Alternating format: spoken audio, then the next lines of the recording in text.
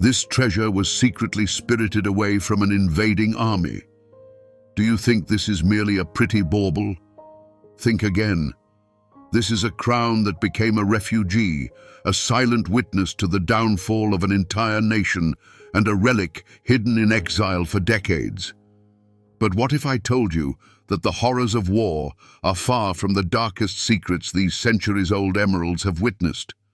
What about the personal tragedies, the explosive scandals behind closed palace doors, and the tears shed by its most celebrated owner? And what if a secret mechanism is hidden within this tiara, known only to a select few? A mechanism that transforms it into three completely different jewels. Why did one princess make it her personal lifelong talisman, wearing it in moments of both the greatest joy and the deepest despair? And how did another, our contemporary Queen Maxima, with just one public appearance, transform it from a museum exhibit into a global sensation, skyrocketing its value to the heavens? Today, we're laying all our cards on the table. The story of its secret escape, the mystery of its incredible transformation, and the true reason it became a silent witness not only to royal triumphs, but also to the most bitter tears. Brace yourselves, because the story of the Dutch emerald tiara is no sugar-coated fairy tale about princesses. This is a true historical thriller with a hidden twist. Make sure to watch this video until the very end. Amidst the dazzling vortex of a New York charity ball, among hundreds of twinkling lights and the rustle of evening gowns, a couple glides across the dance floor, captivating every eye. His elegant green velvet jacket echoes the emerald fire crowning her silver hair. This is Princess Margriet of the Netherlands, and even in her 70s, she exudes a timeless grace. But the true centerpiece of this tableau, its conceptual and visual anchor, is not the gown nor the status, but the diadem itself. A majestic crown of living, almost bewitching green flame, shimmering with every beat of the music. This jewel is known to the world as the Dutch emerald tiara. For many, it is merely one of countless diamond-studded coronets within Europe's treasuries, a beautiful accessory for formal events. But for the House of Orange-Nassau, it is something immeasurably more. It is a silent witness to the changing of eras, a mute participant in state visits, coronations, and family celebrations. Its facets have reflected light both in the halls of 19th century royal palaces and under the camera flashes of the 21st. It has witnessed the birth and demise of empires, remaining constant in its cool splendor. And here arises the central question, one that transforms the story of this jewel into a genuine investigation. What do we truly see when we gaze upon this work of art? The flawless craftsmanship of jewelers, an exquisite fusion of diamonds and the rarest emeralds? Or is it rather a chronicle frozen in metal and stone, replete not only with official triumphs, but also with hidden human dramas, political compromises, and secret hopes? What if behind every single stone lies a destiny, and behind every curve of platinum, a choice that altered the course of history? Our journey is an attempt to separate the widely circulated facts from the authentic history, the glossy photographs from the raw emotions. We intend to trace the complete trajectory of this treasure, from its conception in the Queen Regent's cabinet to its current status as a national heritage. Our objective is to follow its path from the very first sketch to the present day, to comprehend how an inanimate object crafted from gold and minerals can transform into a living legend and the emblem of an entire dynasty. Our journey takes us back to 1899. Europe stood on the cusp of a new era, the 20th century, a period of breathtaking transformation, of steel, electricity, and unprecedented speeds. It was the twilight zone of the 19th century, a time when the opulent grandeur and rigid corsetry of the Victorian age were giving way to the flowing silhouettes and decadent luxury of the Belle Époque. In the Netherlands, the Regency period had just concluded. The young Queen Wilhelmina had ascended to the throne, and the entire nation watched its youthful sovereign with bated breath. It was in this atmosphere of national resurgence, hope, and anticipation that the idea for a new, iconic jewel was conceived. The patron, however, was not Wilhelmina herself, but her mother, Queen Emma. A shrewd and formidable woman, she had ruled the country as regent while her daughter came of age. Emma understood the language of power and symbols better than anyone. This commission was far more than a mere maternal gift. It was a meticulously calculated political and dynastic maneuver. The new coronation parure was intended to be a tangible embodiment of status, wealth, and most crucially, the young queen's legitimacy on the global stage. It was designed to silently proclaim the indomitable spirit of the House of Orange and the everlasting glory of the Netherlands. The execution of such a pivotal commission was entrusted to the royal jeweler, Schuurman.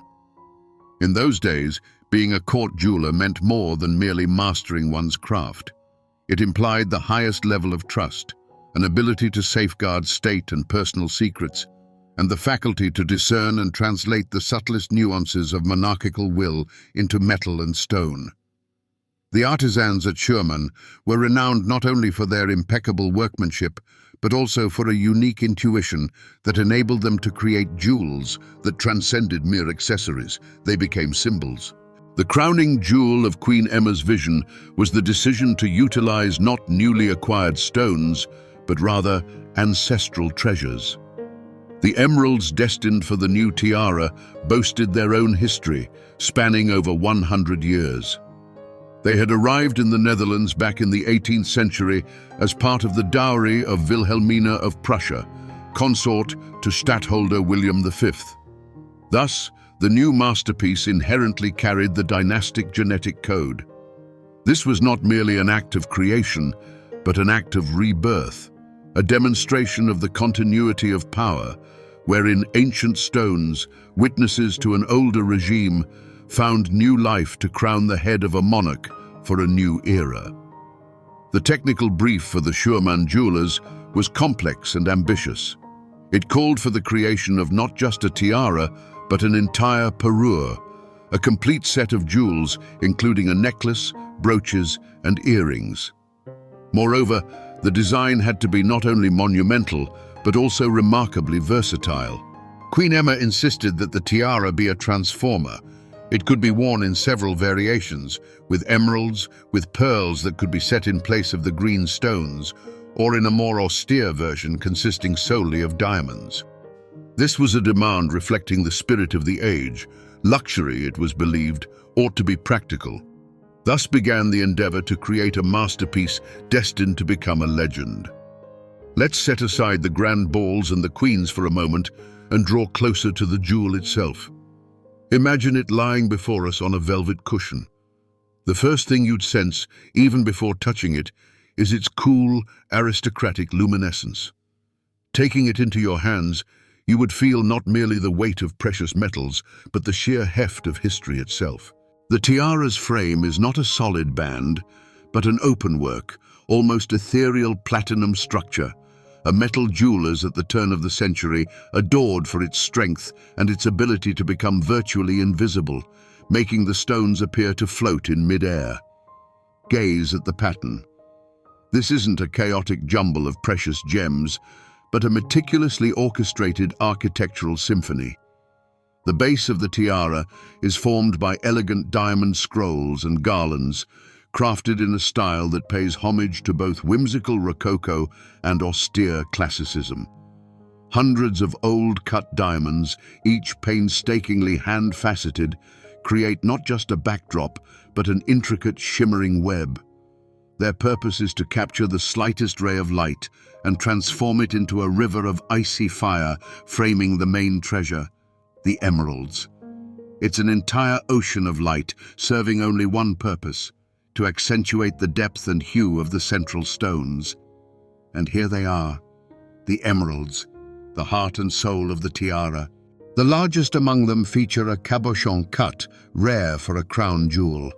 These are smooth, polished domes that do not aim to blind with sparkle. Their purpose is different. to allow the viewer to peer into the very depths of the stone, to see its inner life, its famous jardin, a garden of natural inclusions that for connoisseurs are more valuable than perfect clarity. These stones do not sparkle. They glow from within with a deep, velvety, saturated green, unmistakably signaling their legendary South American origin. They are like frozen droplets of an ancient tropical forest. But the tiara's main secret is hidden from plain sight. It's a masterpiece of jewelry mechanics, a brilliant creation by the engineers of the House of Schurman. Each of the central emeralds is secured by an intricate system of hidden screws and clamps. With a miniature key, they can be delicately removed from their settings. You would hear a quiet, precise click, and in place of the lush green stone, a mounting for a large, perfectly round pearl appears. This transformation doesn't just change the appearance, it alters the very character and mood of the jewel. From imperious and monumental, it becomes delicate and romantic. Furthermore, the pearls can also be removed, leaving only the diamond framework. In this form, the tiara becomes more austere, more graphic, as if etched by frost on glass. This multifaceted nature was not a caprice, but part of the original design. It allowed the queen to adapt the jewel to any event, any outfit, and even any political context, changing it just as one's facial expression changes. Every element here is imbued with meaning. The curved lines evoke waves, symbolizing the Netherlands' maritime power, or ivy tendrils, a sign of eternal life and dynastic continuity. The green color of the emeralds is the color of hope and prosperity. Thus, the Dutch emerald tiara is more than just a piece of jewelry. It is a complex organism where engineering ingenuity serves artistic vision, and every stone and every metal swirl tells its own part of a grand history. The tiara's debut was no modest family dinner or quiet court reception. This was a meticulously orchestrated event, an act of statecraft. Picture one of the first official banquets at the Royal Palace in Amsterdam, hosted in honor of a foreign delegation. The air crackled with anticipation. All of Europe watched the young Queen Wilhelmina, eager to discern in the youthful monarch the traits of a formidable future ruler. And it was at this very moment that she was to present to the world not only herself, but also the new emblem of her power. As the ballroom doors swung open and the Queen entered, a collective, almost imperceptible gasp rippled through the hall. Wilhelmina was young, serious, and deeply cognizant of her duty. Her gown was elegant yet restrained, devoid of excessive ostentation. And against this backdrop, her crowning jewel had a bombshell effect. Upon her head, shining as if woven from ice and the verdant hues of spring, rested the tiara. It was the Schurman masterpiece's first public unveiling, and it was dazzling.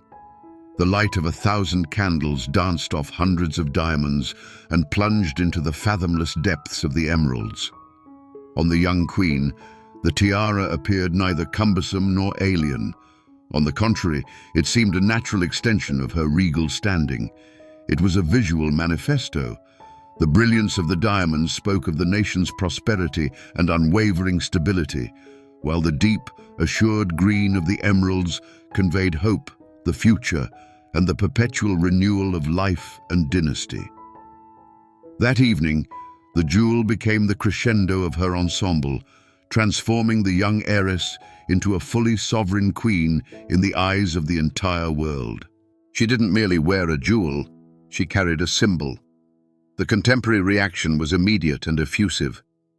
The next morning, newspapers gushed with glowing descriptions, hailing the tiara as a crown of unparalleled beauty and a fitting diadem for the sovereign of a great maritime power. But far more significant was the reaction within political circles. Foreign ambassadors, in their coded dispatches back home, meticulously detailed not only the specifics of the jewel, but also the profound impact it had made. It was a clear signal. The Netherlands was strong, its monarchy stable, and its treasury replete. It was that very evening, under the gaze of hundreds of admiring and envious eyes, that a profound metamorphosis unfolded. The platinum and jewel creation transcended its material form. It was consecrated by the moment, absorbed the energy of a historic event, and became a legend. From that day forward, the Dutch emerald tiara was not just an adornment for Queen Wilhelmina.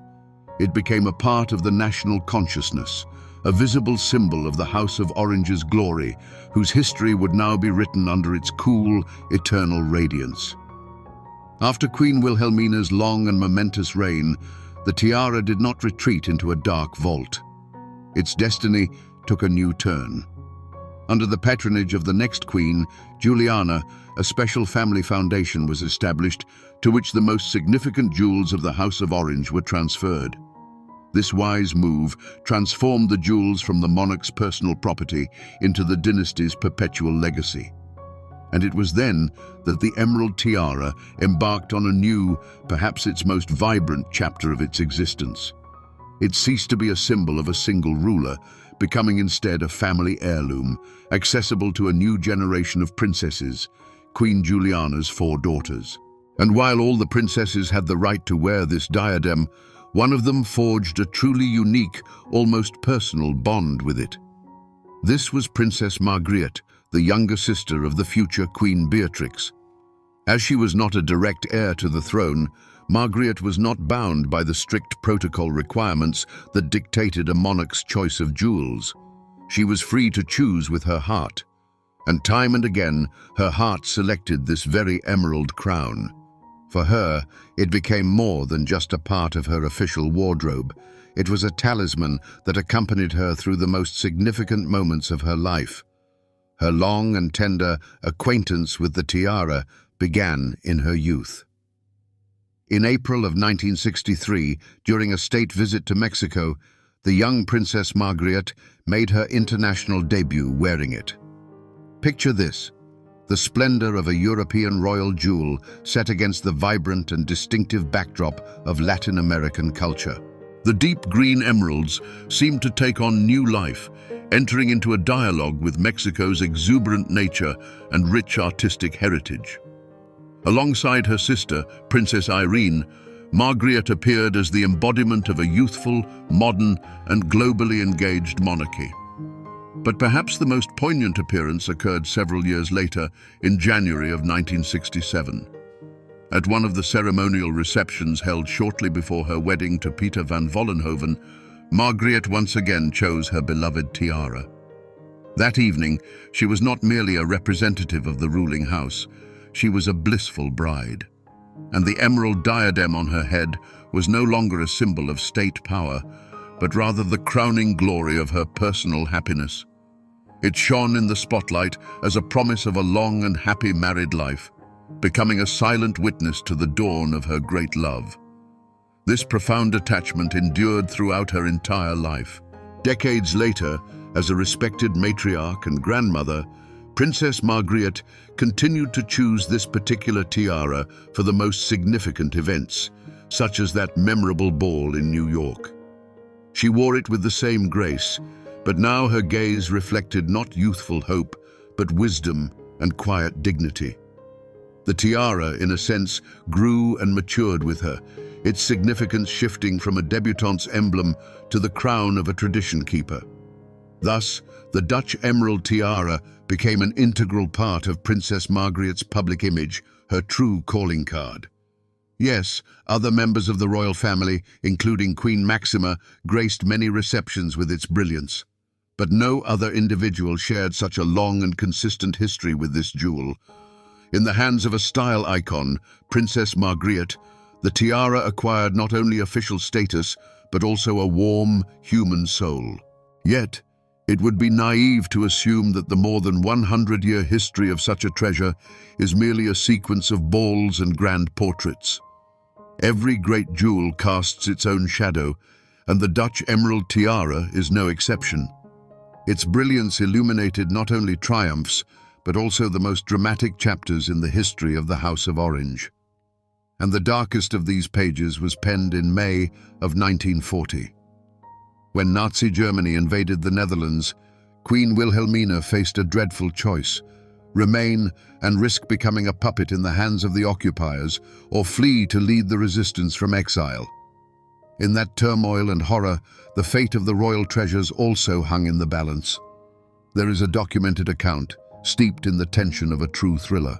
In haste, amidst the rumble of approaching battles, the most iconic jewels, including the emerald parure, were packed into simple, unmarked boxes and secretly transported to the United Kingdom along with the royal family. Imagine that moment, a masterpiece of jewelry artistry, crafted as a symbol of unshakable power, crossing the English Channel not on a velvet cushion, but in a crude container, like a refugee escaping for their life.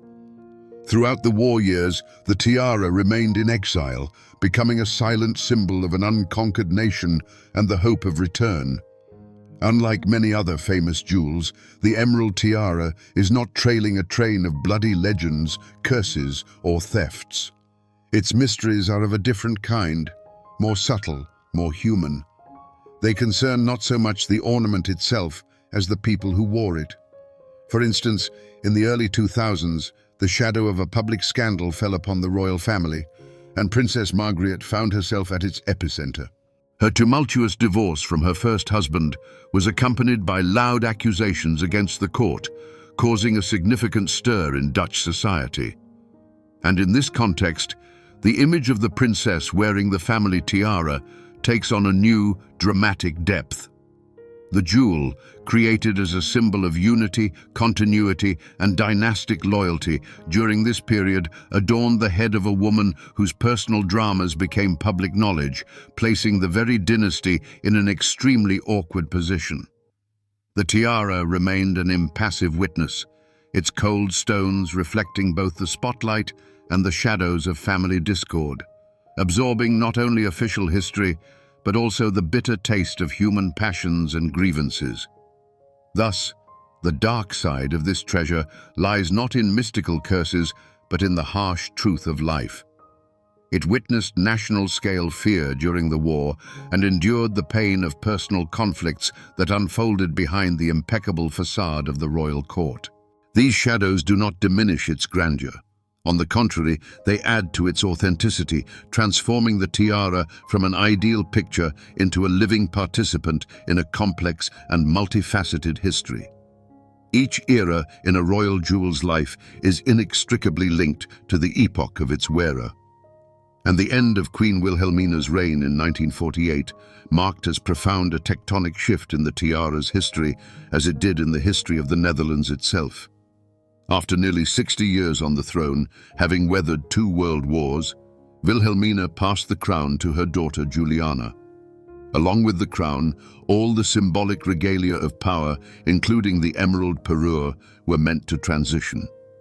At this pivotal moment, the masterpiece's fate hung by a thread, for the treasure's future path depended entirely on the will of the new queen. It was then that Queen Juliana made a wise and almost unprecedented decision for her time, one that forever altered the tiara's status. She had 4 daughters, and according to traditions of inheritance, upon her death, the great jewels could be divided among them, and eventually, perhaps sold and permanently lost to the crown. To prevent this scenario, Juliana established a special family fund, the Orange-Nassau Family Foundation.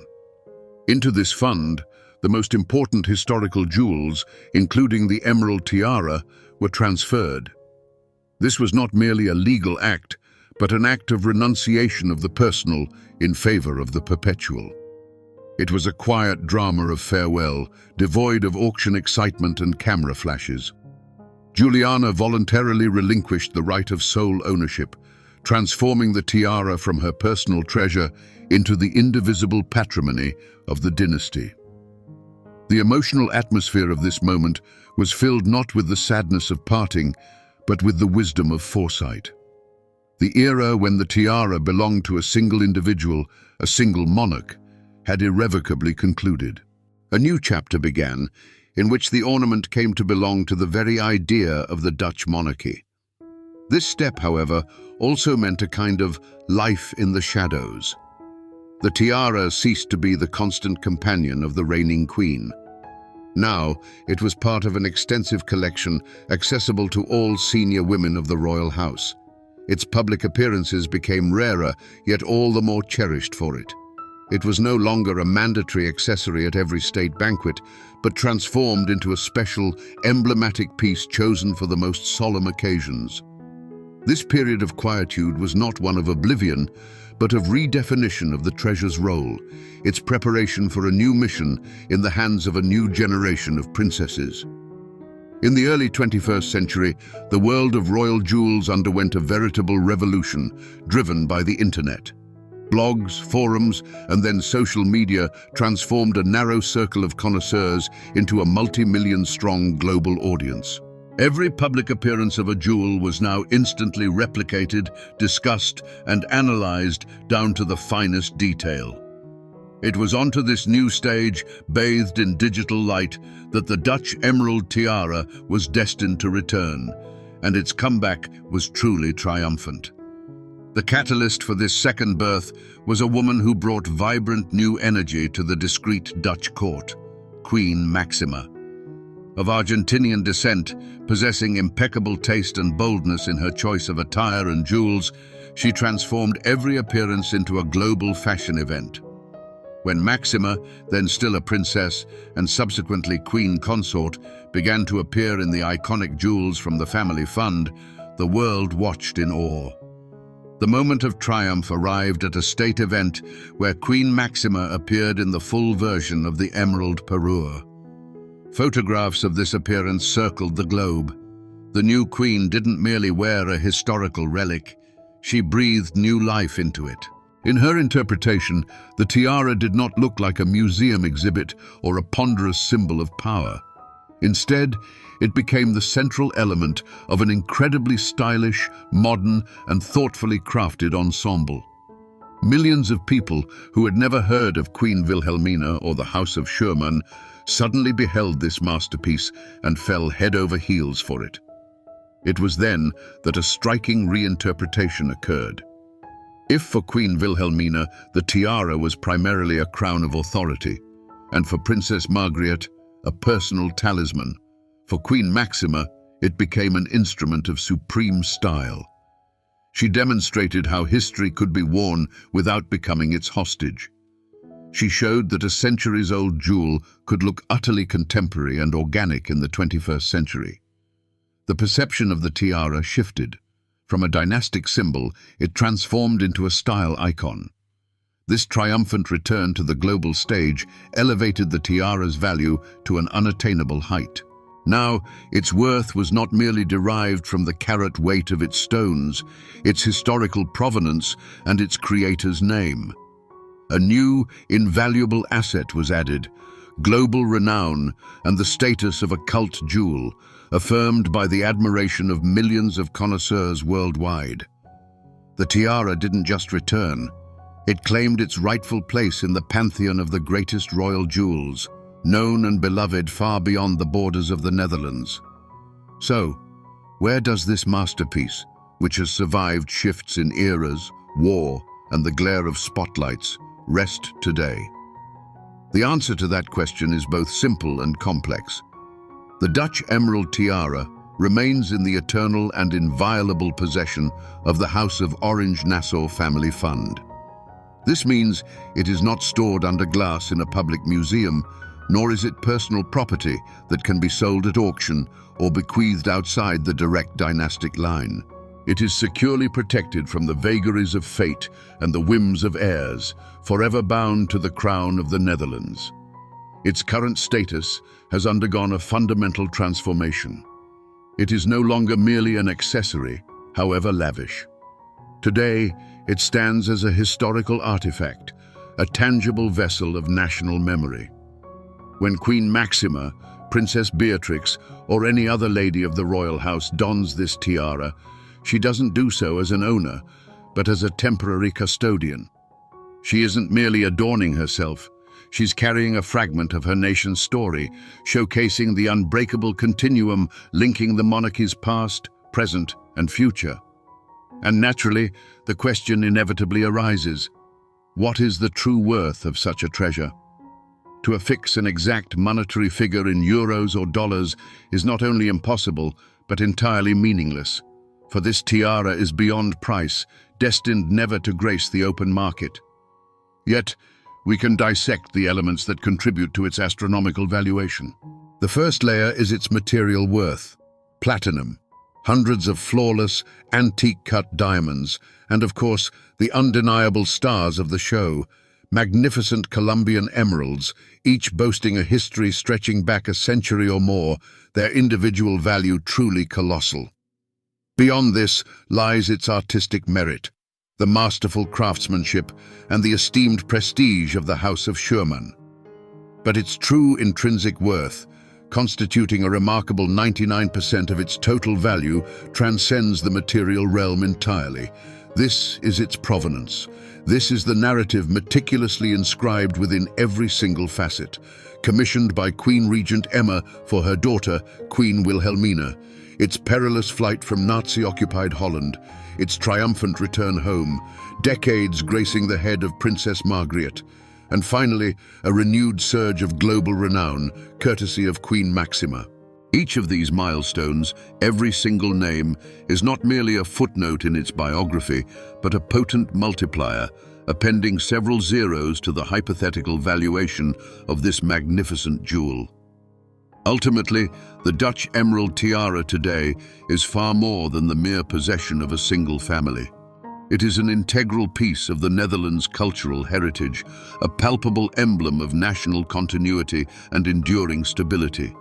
It belongs to history itself, and its paramount mission now is not simply to adorn, but to safeguard this profound history for generations yet to come, silently assuring that the unbroken thread of time will never fray. Our lengthy intellectual journey began with what, at first glance, appeared to be a straightforward question. As we observed Princess Margriet gracefully twirling in a dance beneath the resplendent glow of the emerald diadem, we embarked on a quest to comprehend what truly were we witnessing. Was it merely an exquisite accessory, a treasured family heirloom, or something immeasurably, undeniably grander? Now, having traversed its entire storied trajectory, from Queen Emma's initial vision in the 19th century to its present-day prominence, we can finally offer a definitive and comprehensive answer. The answer crystallizes. The Dutch emerald tiara is not simply an object, but a flawless mirror. A mirror in whose myriad diamond facets and verdant depths, history itself is profoundly reflected. Within its gleam, we have discerned the sovereign ambitions of a queen regent, determined to fortify the throne for her young daughter. We have glimpsed the fear and the unwavering hope of a nation during its years of wartime exile through the Second World War. We have sensed the quiet personal joy of a bride and the sagacious dignity of a tradition-bearer embodied by Princess Margriet. And finally, we have borne witness to its triumphant metamorphosis into a global-style icon, majestically crowned upon the head of Queen Maxima. And here we arrive at the central conclusion of our exploration, one that transcends the mere history of a single piece of jewelry. A truly magnificent jewel is always the physical embodiment of human passions, ambitions, loves, and losses. It is a chronicle etched in metal and stone, silent yet profoundly eloquent. Every appearance it makes writes a new chapter. Each change of wearer unfolds a fresh volume. It absorbs emotions, bears witness to hushed conversations, and stands as a silent participant in historical decisions. We have come to understand that the true value of this masterpiece is forged not by the carat weight of its emeralds or the purity of its platinum, but solely by the human destinies intertwined with it. Without the narratives of Wilhelmina, Juliana, Margriet, and Maxima, the tiara would remain merely a flawless, yet cold and soulless construct. It was their lives, their choices, their tears, and their smiles that imbued it with warmth and meaning, transforming it from a mere treasure into a legend. So, The next time you behold this emerald crown in an archival photograph or a report from a royal reception, know this: you are seeing more than just a piece of jewelry. You are witnessing a keeper of destinies. Generations succeed one another, wearers pass on, and epochs become the domain of history textbooks. But the verdant fire within the tiara's heart continues to burn, like an eternal flame of remembrance, reminding us of a simple yet profound truth. While people create masterpieces, it is great stories that render them immortal.